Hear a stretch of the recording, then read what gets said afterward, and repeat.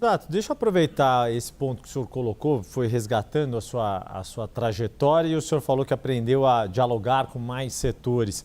Houve muito diálogo, muita tentativa de articulação para que houvesse uma composição entre as suas pretensões como candidato a governador e uma eventual coligação com o PT, que acabou por decidir lançar candidato próprio. A ex-prefeita de Contagem, Marília Campos, foi uma das principais articuladoras, defendeu publicamente o apoio à sua candidatura a governador.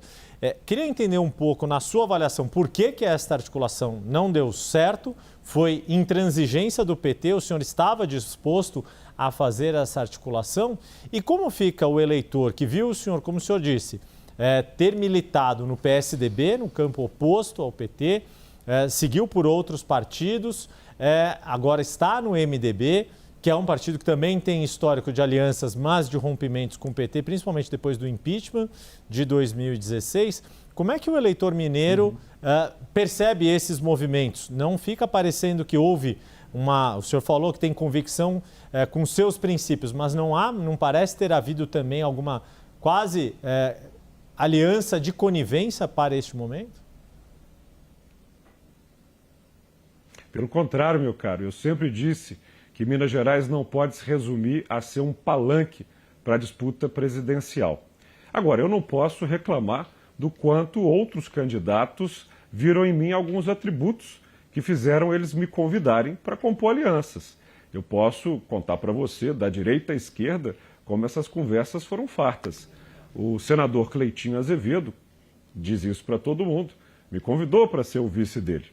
O atual governador, Matheus Simões, me convidou para ser o vice dele. Senadora Marília Campos, não é segredo para ninguém, publicou uma carta dizendo que uma candidatura própria do PT não faria sentido. Aliás, se o próprio Partido dos Trabalhadores, disse ela, quisesse superar a tragédia que foi o governo de Fernando Pimentel, deveria buscar uma frente mais ampla. E, portanto, então, eu conversei com absolutamente todo mundo, porque isso sempre foi uma característica minha. Eu não abro mão de convicção.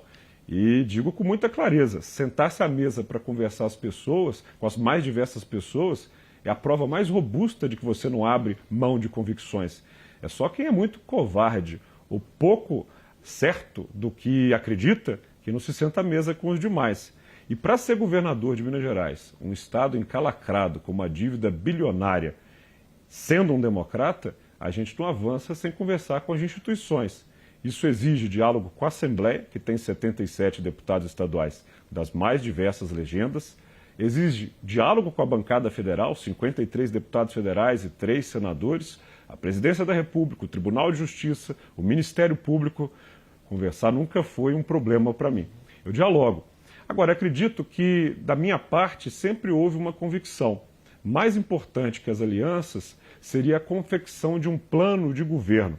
E por isso eu convidei o economista Marcos Lisboa para ser o nosso coordenador. Ou seja, ao longo do processo, enquanto muita gente ficava muito preocupado com as alianças, com o tempo de televisão, a minha preocupação com Minas Gerais era muito clara. E basta qualquer um entrar agora em gabriel15.com e acessar o nosso plano de governo, que, aliás, foi avaliado pela própria Itatiaia como o melhor plano de governo entre os candidatos. Eu estou 13 pontos à frente do segundo colocado. Isso, para mim, é ter as convicções que o eleitor merece, porque nessa sopa de letrinhas partidárias, meu caro, o que interessa para o eleitor, e isso as pesquisas mostram, é um governador independente. E para ser independente, você não pode ter medo de conversar com ninguém, testar as possibilidades de aliança.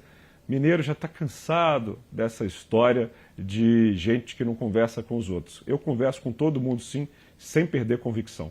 Caio? Quem é seu candidato a presidente? O MDB decidiu pela neutralidade e eu vou acompanhar a neutralidade do MDB. Mas isso é anular o voto, isso? Não, é perceber que o eleitor mineiro quer um governador que dialogue com qualquer presidente, que é o que eu farei. E a partir do momento que eu declare o voto, eu vou ter uma quantidade enorme de pessoas em Minas Gerais que passa a não prestar atenção no que eu falo. E quando eu afirmo que quero fazer ferrovia, já tem 20 bilhões lá no governo federal para quem quer construir as ferrovias em Minas Gerais, eu quero que o eleitor mineiro preste atenção nesse ponto. Quando eu falo que quero resolver o feminicídio, e eu preciso fazer um acordo com o governo federal e assinar o pacto pelo feminicídio, eu quero que o eleitor mineiro preste atenção nisso. E não que me coloque numa caixinha de apoiador desse ou daquele candidato. Aliás, lhe digo mais, estou andando na rua em Montes Claros, chega alguém e fala para mim, vou votar no Lula e vou votar no senhor. Com o maior prazer recebo os votos com agradecimento. Estava passeando pelo Triângulo nesse final de semana fazendo campanha, em Uberlândia me disseram que iam votar em mim e no Flávio Bolsonaro. Eu agradeço o voto. E se forem votar no Caiado, no Zema, no Cury e quiserem votar em mim, são muito bem-vindos, porque quando você vira governador, você vota e governa para todo mundo, para aqueles que votaram no Flávio, no Lula. E por isso, meu caro, aqui tem um candidato a governador. E é sobre os problemas de Minas que eu vou falar.